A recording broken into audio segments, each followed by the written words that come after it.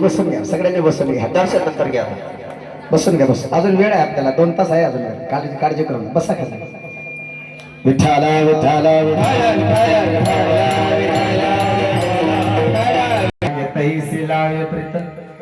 फुलांच्या थैल्या आल्या तेव्हाच समजलं मी काहीतरी गडबड आहे बरं.